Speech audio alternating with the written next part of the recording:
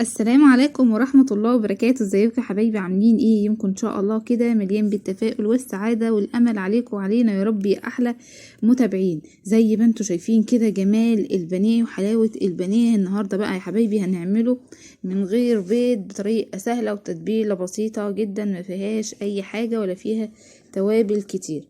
شايفين طبعا كده ايه شكل البانيه جميل ومستوي وطري وكده الطبقة من بره كده مقرمشة ومن جوه طري كده وفي منتهى الجمال. طريقته بسيطة جدا، هنستغنى عن البيض وهنعمل كده بطريقة بسيطة. اول حاجة كده بقى عندنا كده صدور البانيه، او عندك صدر كده في صدر فرخة تعمليه بانيه. طبعا احنا عارفين ان البانيه سعره غالي اليومين دولت، فيستحسن ان انت تجيبي فرخة وتاخدي الصدر بتاعها تخليها بيبقى اوفر. هنا طبعا بقشر البطاطس، عفوا البصلايه، وهقطعها على الفراخ.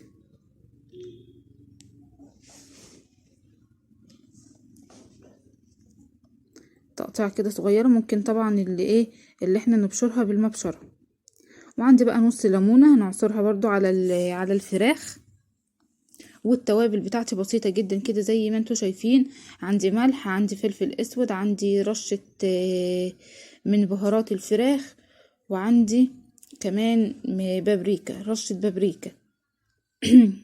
توابلنا بسيطه ما فيهاش حاجات كتيره. وعندك بقى هنا معلقه خل، دي فيها برضو بتضيع اي ريحه زفاره وبتدي طراوه حلوه للفراخ. هناخد بقى هنا معلقتين كده من الزبادي، لان الكميه عندي صغيره مش كبيره. لو عندك كميه بانيه كبيره ممكن تضيفي علبه الزبادي. وهنا الزبادي بيطر الفراخ ويخليها كده طريه وطعمها جميل جدا. وكمان هنا الزبادي بديل البيض، عشان اللي ما بيحبش ريحه الزفاره في البيض ولا اي حاجه. مع ان لو ضفنا معلقه الخل على البيضه بتضيع الزفاره، لكن استغنينا عن البيض خالص.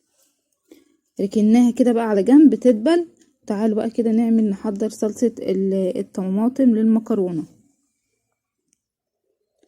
هنا بقى عندي الطماطم هنا بغسلها، جبت شفشق الخلاط. هقطع بقى الطماطم زي ما انتوا عارفين، بقول لكم بعمل كمية صغيرة.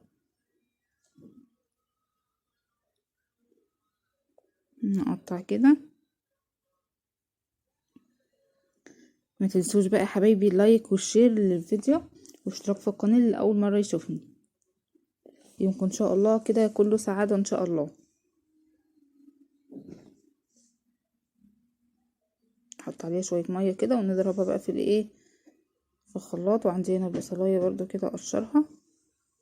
هنا بقى الحلة هضيف كده فيها مية عشان اسلق المكرونة. نسلق المكرونة ونسبك كده الطماطم عبال ما الفراخ تتبل. هي بانيه ومتقطعة كده رفيع، فمش مش هتاخد مش هتقعد في التتبيلة كتير زي كأننا بنعمل فراخ مشوية. لا، ده هي بتبقى رفيعة، فالتتبيلة فيها بتتشرب بسرعة. هنا طبعا مية المكرونة على النار. وهنا البصلاية بقطعها، نزلت كده بشوية الزيت في الحلة، وبقطع كده البصلاية.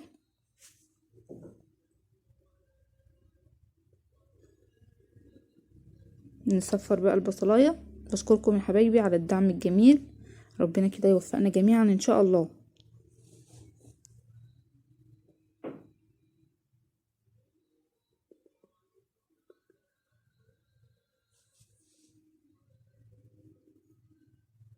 بقلب كده البصلة.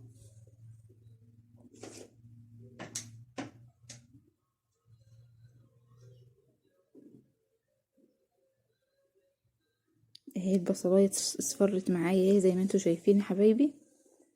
ننزل بقى كده بعصير الطماطم. والمية اهي بتبتدي تغلي، لسه هتغلي. بدلت كده الحلة. نزلت كده بقى بكمية المكرونة اللي هعملها. وعبال كده بقى المكرونة ما تتسلق والطماطم كده تتسبك، يلا بينا كده نغسل كده شوية المواعين دول. اهي مش كتير.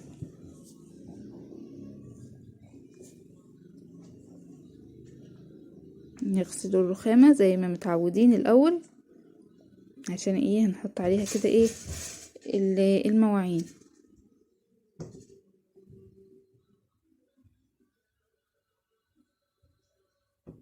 هو مش كتير مواعين كده ايه مكان الفطار، وطبعا لسه مطرح الغدا ايه احنا لسه بنطبخ، فما فيش مواعين كتير. هنا طبعا اتغسلوا وصفطتم. هنا بقى المصفى، المكرونه هي خلصت معايا، بصفيها واشطفها بقى كده تحت الحنفيه، عشان ايه لو سبتها كده في الميه السخنه او فضيتها تتصفى والميه سخنه، البخار والسخونيه هتكمل سوى المكرونه، فلازم اللي احنا نشطفها كده تحت الحنفيه الاول. دي طبعا بتبقى ايه المكرونه اللي مش بتتشطف تحت الحنفيه هو المكرونه البشاميل، لكن المكرونه اللي بالصلصه لازم كده نشطفها. كانت سخنه طبعا الاول، فبقلبها كده بالمعلقه اهو كده بردت اهو، بعملها بايديا، بتاكد كده ايه لو مفيش سخونيه فيها عشان ما تكملش سوا. والصلصه كده خلصت معايا برضه اهو زي ما انتوا شايفين. هضيف لها بقى كده الملح،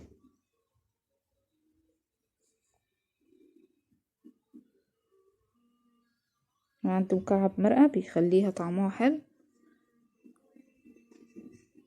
ونضيف بقى كده ايه الفلفل الاسود بس كده. نقلب بقى كده ايه الصلصه كويس، ونضيف المكرونه.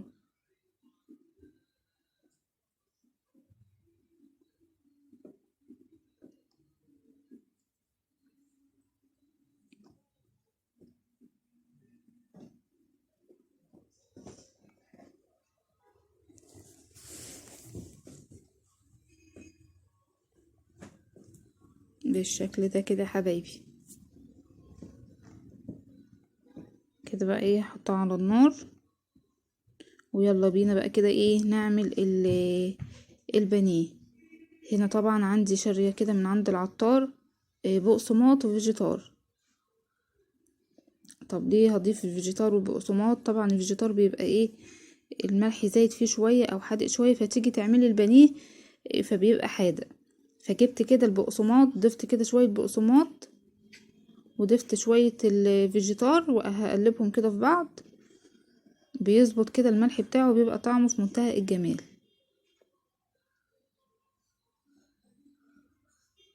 او بقلبهم او بخلطهم كده مع بعض بس اتخلط. ونجيب بقى كده الايه الفراخ، شايفين سيبناها كده تتبل كده ساعة ولا حاجة.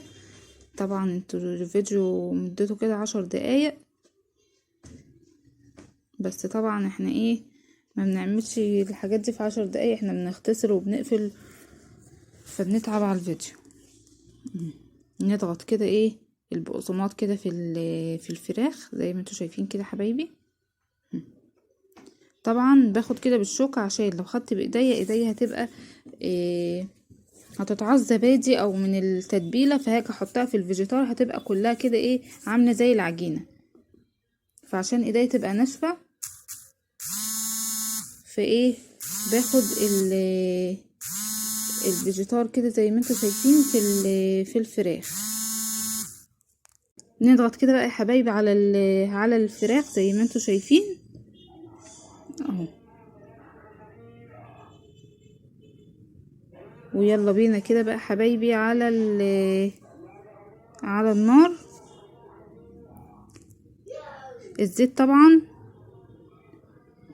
سخن معايا، وبعد كده ايه نهدي النار عليه، يعني نسخنه جامد كده الاول عشان ننزل بالفراخ في الزيت وهو سخن، وبعد كده بقى نهدي النار.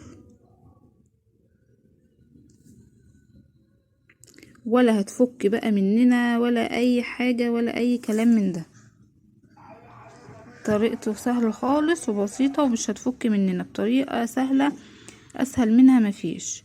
شايفين بقى كده شكل البانيه جميل جدا وفي منتهى الجمال.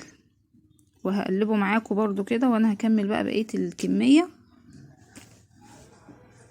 اهو كده حبايبي تكون وصفتنا خلصت. لايك بقى وشير للفيديو واشتراك في القناة وتفعيل الجرس على كلمة الكل، واستنوني ان شاء الله في فيديو جديد يا احلى متابعين في الدنيا.